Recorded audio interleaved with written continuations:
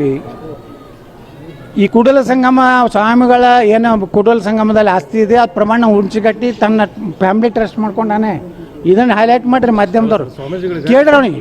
ಲಕ್ಷ್ಮೀ ಹೆಬ್ಬಾಳ್ಕರ್ ಪರವಾಗಿ ಮಾಡಿಲ್ಲ, ವಿನಯ್ ಕುಲಕರ್ಣಿ ಪರವಾಗಿ ಮಾಡಿಲ್ಲ, ಅಲ್ಲಿಂದ ಯಾರು ಅವರು ಎಲ್ಲೋ ಬಂದಲ್ಲ ನಾವು ಅವ್ನಿಗೆ ಹೆಂಡತಿಗೆ ಟಿಕೆಟ್ ಕರ್ಕೊಂಡು ಹೋಗ್ಯಾರ ಇಲ್ಲಿ ಕಾಲು ಹಿಡಿದು ಮಂದಿದ ಹೆಸರು ತೊಗೋಬೇಕತ್ತ ಮಠದಾಗ ನಿಂತೀವಿ.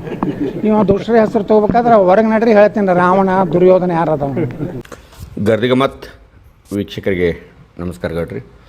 ಗರ್ದಿಗೆ ಮತ್ತು ಪೇಜ್ ಫಾಲೋವರ್ ಆಗಿರಿ, ಯೂಟ್ಯೂಬ್ಗೆ ಸಬ್ಸ್ಕ್ರೈಬ್ ಆಗಿರಿ, ಶೇರ್ ಮಾಡಿರಿ, ಲೈಕ್ ಮಾಡಿರಿ, ಕಮೆಂಟ್ ಮಾಡಿರಿ. ಪ್ರತಿ ದಿವಸ ನನ್ನ ವಾಹಿನಿಗೆ ಲೈಕ್ ಮಾಡುವ ನನ್ನ ಸಹಸ್ರಾರು ವೀಕ್ಷಕರಿಗೆ ಎಷ್ಟು ನಮಸ್ಕಾರ ಹೇಳಿದರೂ ತಪ್ಪನ. ನೀವು ಲೈಕ್ ಮಾಡೋದು ಬರ್ರಿ. ಇವತ್ತು ಬಸನಗೌಡ ಪಾಟೀಲ್, ಯತ್ನಾಳ್, ಯಡಿಯೂರಪ್ಪ, ವಿಜಯೇಂದ್ರ ಈ ಜಗಳ ಸದ್ಯದಾಗ ಮುಗಿಯುವಂಗೆ ಕಾಣೋದಿಲ್ಲ. ಯಾಕಂದ್ರೆ ಯತ್ನಾಳ್ ಅವ್ರಿಗೆ ಯಾರ್ಯಾರು ಏನೇನು ಅವ್ರ ಸಹಪಾಠಿಗಳು ಏನು ಹೇಳತ್ತಾರಂತ ಅವ್ರಿಗೆ ಗೊತ್ತಾ, ಯತ್ನಾಳ್ ಅವ್ರಿಗೆ ಗೊತ್ತಾ. ಆದರೆ ಒಟ್ಟಾರೆ ಯತ್ನಾಳ್ ಅವ್ರಿಗೆ ರಾಜ್ಯ ತುಂಬ ಅವ್ರ ಅಭಿಮಾನಿ ವರ್ಗ ಒಂದು ಹಿಂದುತ್ವ ಆಧಾರದ ಮ್ಯಾಗ ಪಕ್ಷ ಮಾಡ್ರಂತ ಹೇಳತ್ತಾರಂತೂ ಸುದ್ದಿ ಬರತೈತಿ. ಅದು ಏನೇ ಇರಲಿ, ಮುಂದಿನ ದಿನಮಾನದಾಗ ಯತ್ನಾಳ್ ಅವ್ರ ಉಚ್ಚಾಟನೆ ಕನ್ಫರ್ಮ್ ಆಗ್ತಾಯಿತ್ತು, ಹೊಳ್ಳಿ ತಗೋತಾರೋ ಏನು ಮಾಡ್ತಾರೋ ಅದು ಅವ್ರಿಗೆ ಬಿಟ್ಟಿದ್ದ, ಪಕ್ಷಕ್ಕೆ ಯತ್ನಾಳ್ ಅವ್ರಿಗೆ ಬಿಟ್ಟಿದ್ದ.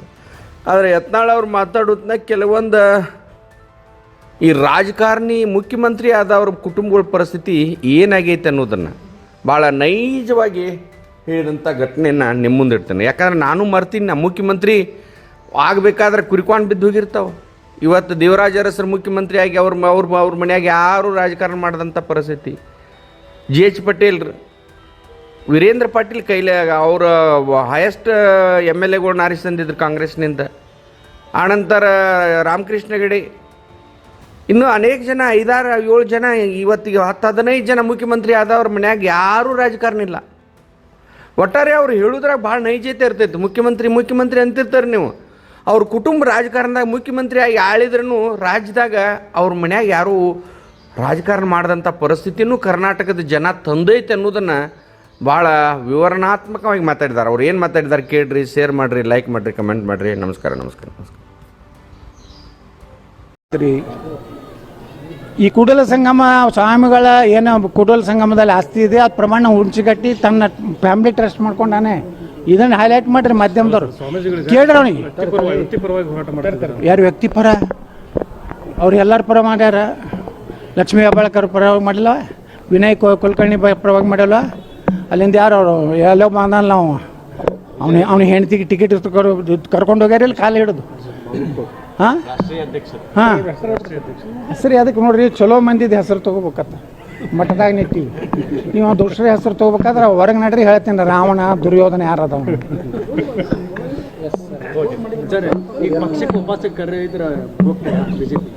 ಈ ಕುಟುಂಬದಿಂದ ಮುಕ್ತ ಆದ ಮ್ಯಾಗ ಹೋಗ್ತಾನೆ. ಈ ನೋಡುನಲ್ರಿ, ಯಾಕೆ ಭರವಸೆ ಹೀನರ ಆಗಬಾರ್ದು. ರಾಜಕಾರಣದಾಗ ದೇವರಾಜ ಅರಸರ ಫ್ಯಾಮ್ಲಿ ಎಲ್ಲೈತ್ರಿ, SM ಕೃಷ್ಣವ್ರ ಫ್ಯಾಮ್ಲಿ ಎಲ್ಲೈತಿ, GH ಪಟೇಲ್ ಫ್ಯಾಮ್ಲಿ ಎಲ್ಲೈತಿ, ನನಗೆ ಹೇಳ್ರಿ. ವೀರೇಂದ್ರ ಪಾಟೀಲ್ರ ಫ್ಯಾಮ್ಲಿ ಎಲ್ಲೈತಿ, ನಿಜಲಿಂಗಪ್ಪನವ್ರ ಫ್ಯಾಮ್ಲಿ ಎಲ್ಲೈತಿ. ಹೋಗೋದೇ ಒಂದು ದಿವಸ, ಇದು ಯಾವುದೂ ಶಾಶ್ವತ ಅಲ್ಲ. ಯಾವುದೇ ಒಂದು ಪಕ್ಷ ಒಂದು ಕುಟುಂಬ ಕೊಡಬಾರ್ದು.